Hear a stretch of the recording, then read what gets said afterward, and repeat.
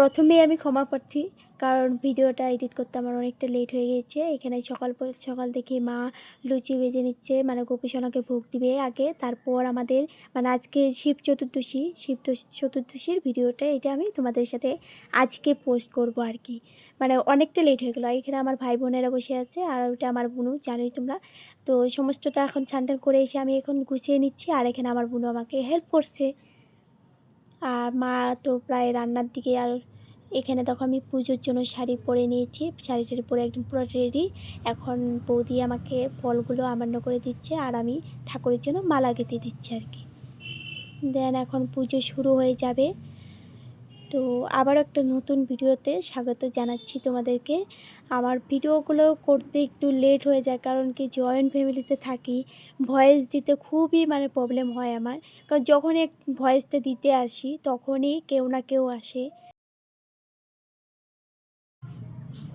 এখানে দেখো পুজো শুরু হয়ে গিয়েছে। তো ভিডিওটা দেখতে থাকো, আশা করি ভালো লাগবে তোমাদের ভালো লাগলে অবশ্যই। এখানে ঠাকুরকে অভিষেক করে দিচ্ছে আর কি।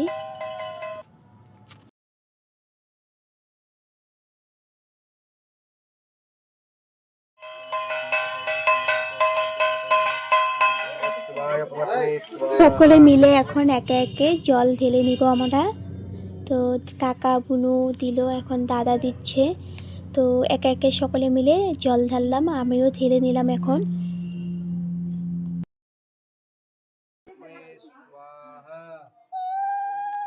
সকলের জল ঢালা কমপ্লিট, আর এখানে বুনু খেতে বসে পড়েছে, কারণ বাচ্চা মানুষ আর কতক্ষণ না খেয়ে থাকবে। আর এখানে পুজো সকলের হয়ে গিয়েছে, দেন আমরা একটু বসেছিলাম। এখন সকলকে প্রসাদ দিয়ে দেব।